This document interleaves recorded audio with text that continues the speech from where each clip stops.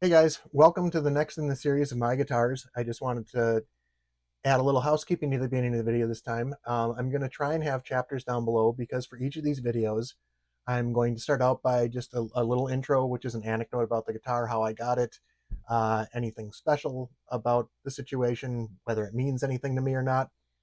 Then I'm going to go into the guitar and manufacturer history if I can find anything about it. Um, some of mine are so cheap that you're not going to find anything about it, so those might be short. And then I'll actually go into the discussion of the guitar, its specs, anything I can find out about it specifically, and just taking a look at a few things, a demo, and things that I might want to change or questions I have about the guitar itself. And I'll try and have those chapters down below if I can figure that out. So, on to this one. This one is, I've got my notes here, so pardon me while I look away.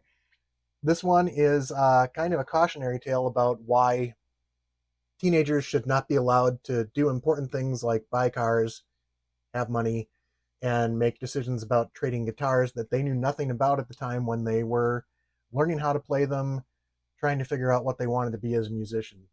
I originally had two guitars after, I don't know exactly which one came first or if they were both at the same time, that I really wish I had now instead of the one I'm going to show you.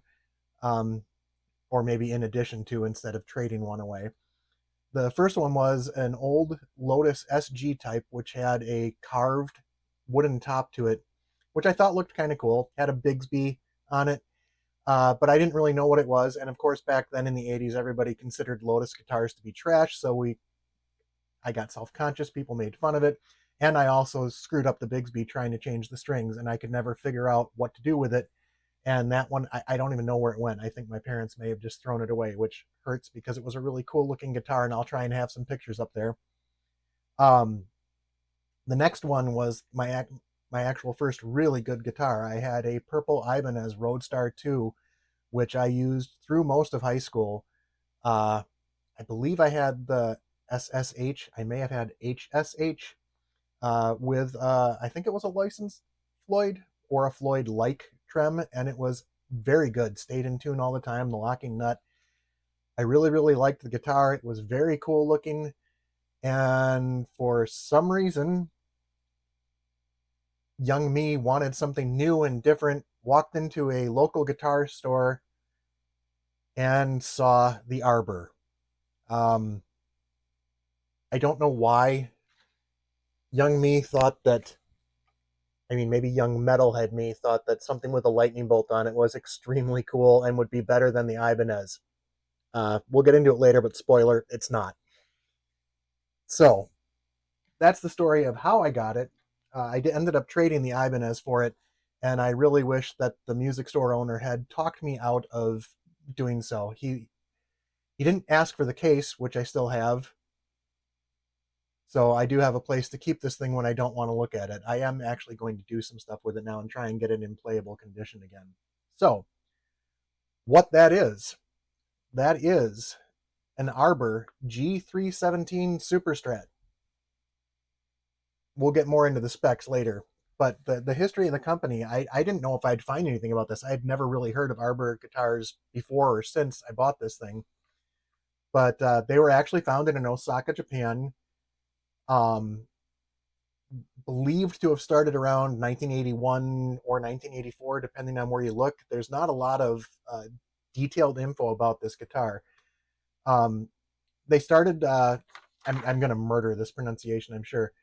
The factory started in Hamamatsu, Japan, where they were produced from 81 to 83 or 84 to 86, again, depending on what source you looked at.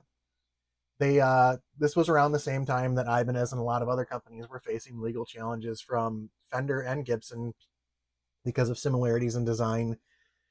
And this ultimately, the cost of the lawsuits and trying to defend themselves from stuff like that led to the company being sold. Um, so following the sale, they moved production to Korea.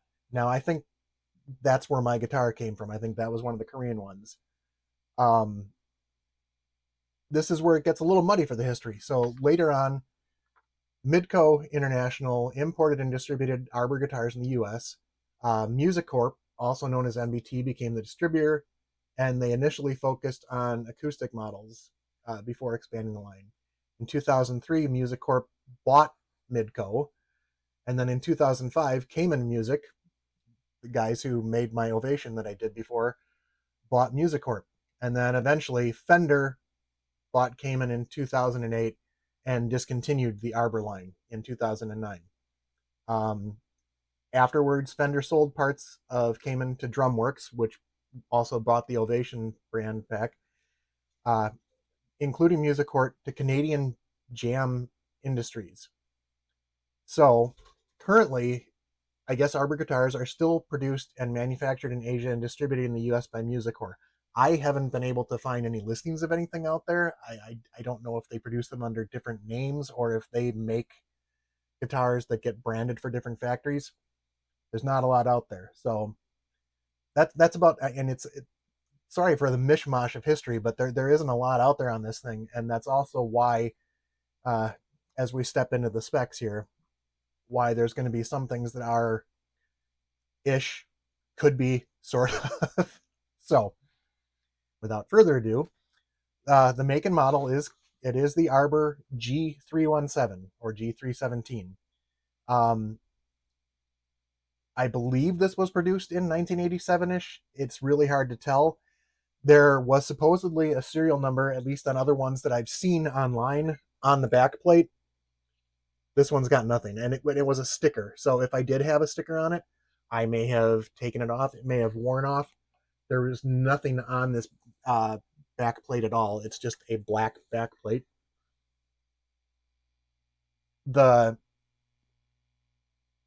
I believe it was manufactured in Korea, and again, without a serial number or any actually known year that it was produced.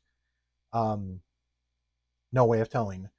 The weight on this guy is 7.8 pounds, which I was kind of shocked because it feels a lot heavier, and I don't know if that's because I think it's most of the weight is in the body. I will get into that a little bit later. The scale length is also kind of odd. It's 24 3/4, which is weird for a Strat, I believe. There's just standard tuners with no branding on here. You can see that, just standard non-locking. I don't even know if locking tuners existed back then, short of the locking nut. And that's why would you put locking tuners on a guitar with a locking nut, right? The nut itself is, well, there is no nut. It's a locking nut of debatable quality. Right now I've got these loose because the tuner's down on the other end. There doesn't seem to be a whole lot to do with them. They're screws that tighten. It's not even the barrels that come out the back like a true Floyd tremolo would have. Pickups, single humbucker, and they're actually controlled by dip switches, which is another thing I'll get into when I talk about what I want to do to this. So each dip switch controls a pickup, and the two on the bottom control the humbucker. So you technically can split this two different ways, and that does work. The single pickups, not so much anymore, and we'll get into that when I get into the sound samples. I did also see on the ones I can still find online, if you look up this model and this pattern, you'll find the most common thing that comes up is there is one of these out there that somebody bought that was signed by Ted Nugent, which that clocks because, yeah, right, Ted Nugent, sure. I don't believe that he ever would have played one of these. It was probably something that somebody got signed at a convention or something. If he did play one of these, then he sold out big time. But I did see that most of the other ones I see online have pickup covers on them with some kind of branding. It might say Arbor. It's hard to tell in the pictures. Mine have always been bare, and this is how I bought it, brand new. So I don't know if that means mine is older than the ones I'm seeing online or newer. I suspect older. The frets, and they're not super small. I don't know, medium at best. They're not any kind of jumbo that I can think of. And the construction, The electronics themselves, it's dime-sized pots in there. I will try and throw up some shots of this as we're talking. I did take the back plate off, which I'll discuss later too. It's dime-size unbranded pots, the 4 dip switches, um, and that's about it. Just volume and tone. Uh, the body, unknown wood type, although everything I've seen online suggests it's MDF, which is basically medium density fiberboard. So it's compressed wood, plywood, which would explain why the body is so freaking heavy. Um, the neck, I have no idea. If I had to guess, I'd say maybe some kind of maple. It is just painted solid black. Either that or that's engineered wood too, but it doesn't have the feel of it. The fretboard looks like rosewood, possibly engineered. It does have, if it's engineered, they did a good job of putting wood grain in it. I don't know if that comes up on the camera at all. And then just perloid inlays. It doesn't look like any kind of special material, just kind of, the mother of toilet seat plastic. The bridge, now this is where it starts to get weird. It's it's a locking nut, tuners down on the bottom, so you'd think some kind of Floyd, which is great, but I have no idea how you adjust it because there's absolutely no backplate to get at the springs. I admittedly never did anything with this guitar, so I don't know if you start opening this up, what is under there. I don't know how you would block the trem with all of, it's almost like a pickup cover around the trem. I mean, if anything, it looks like a janky Evertune, but it's just it does move. I'm not going to touch it because I do want to play it later, and if every time I touch the trem, it goes wildly out of tune, even with the locking nut. So that's stuff I'm going to have to work on. And I will put up a picture of this because it's hard to see on the camera. But when you look where the strings come through, there's little metal loops that the strings get fed through. So yeah, it's just an odd duck. That's all I can say about it. I'm hoping I can rehab this and make it playable because I'm going to do something stupid with it. So let me put this down so I can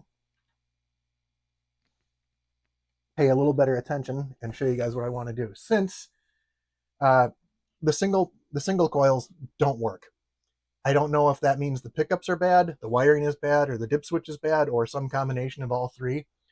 But because I have such regrets about not having my Ibanez anymore, I thought, well, let's do something really, really stupid with this guitar. So we're going to be throwing some pickups in there, which I bought, and that's my problem. I bought these several years ago, and I had been wanting to do it, and then I opened the back plate, and I'll put a picture up here of the wiring mess inside, and I'm hoping somebody can provide some guidance and instruction. I'm probably going to reach out to friends online too to ask about this. It is a mess in there. I have had some adventures with soldering on some other guitars, which were much simpler to work on. This might be beyond me. We'll see.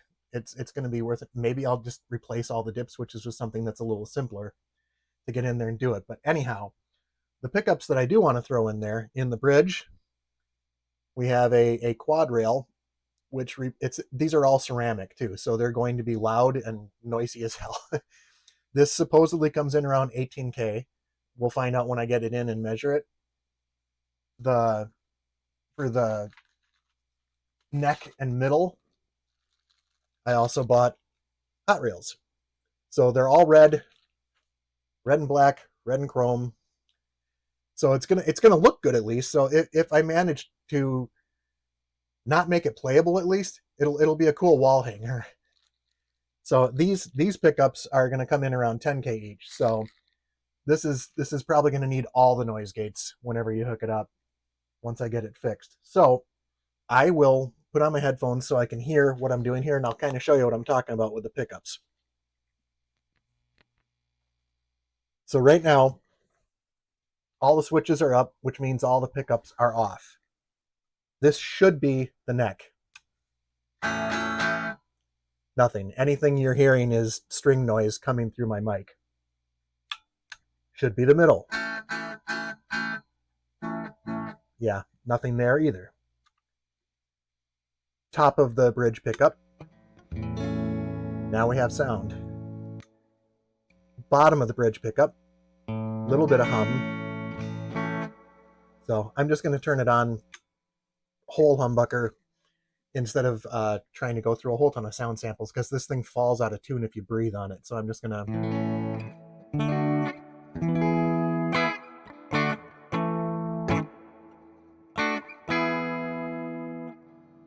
It's not all that bad. The pickup, I'd have to measure this one too. I don't know how hot it is, but it does like dirt, and we'll throw a little dirt on here too. So I did do some sound balancing earlier, so this shouldn't hurt anybody too much, but you know, headphone wearers beware.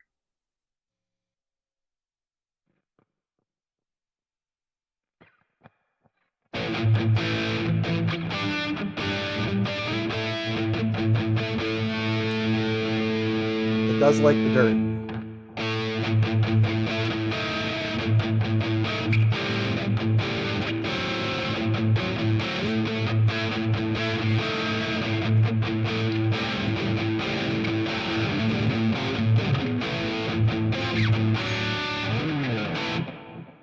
Yeah, it's already starting to go out of tune. So let me turn that off so it doesn't bother us anymore. Um, but yeah, it likes dirt well enough, but it is kind of muddy. So the things I'm planning on doing to it are, number one, the strings are also probably 15 to 20 years old, because when I put it away, I haven't done anything with it since. I'm surprised they're not rusty. I have had my tetanus shot though, so I'm good. The I did swap out the knobs on it because I had bought a couple of these for a different project. That'll show up on another guitar in the future. I just kind of like the reddish pink with the whole color scheme better than the cheap plastic knobs they had on there, and one of which had cracked. So I thought, okay, let's do something different. Um, but I am going to take the strings off. I'm going to clean everything up. I'm going to make an attempt at getting those new pickups in. And if I get them in and they don't work, well, then we're going to look at the switches, or possibly replace the switches if it's going to be easier to solder them with something else. I don't know what else I could do for controlling the pickup selectors without totally mutilating the top of this. So this will be another adventure down the road. I'm eventually going to go through every one of my project guitars and turn it into a series to try. Some will be shorter than others because they don't need much. This one might be a bit. When I get the strings off, I am going to try and see if I can see what's going on with that bridge, because I suspect it needs a little lubrication, because it doesn't want to go all the way back. It does flex, so there are springs associated in there somewhere. How they got them attached, I don't know. Maybe I'll find out when I pull out the pickups that it just goes directly under them. It's just a very odd construction. But the paint's held up pretty well. It's still, God help me, it's still kind of a cool looking guitar. If I can make something fun out of it, that'll be great. I'm gonna need a spring in this trem arm because it just goes all over the place. So if anybody out there has any thoughts on what I can do with that wiring, any suggestions, I may replace those tuners too, because I suspect they're kind of garbage anyways. They're just standard. They should be easy to find something on it. I don't think I'm going to go with locking, but we'll see. I'll get everything else done first if the tuners hang in there. I don't want to spend a whole lot of money on this thing. I just want to get it to the point where I don't resent it so much for losing the Ibanez. That's about everything I got, guys. Thank you for hanging out with me. And again, if anybody has any questions, any extra history, anything they can throw down below, I would love to hear it. If anybody else has seen any other Arbor guitars and wants to point me at pictures of them, I'd be interested in looking at that too. But for now, wherever you are, thanks for hanging out. If you liked what you saw, please like, subscribe, and leave a comment down below, and we'll catch you next time.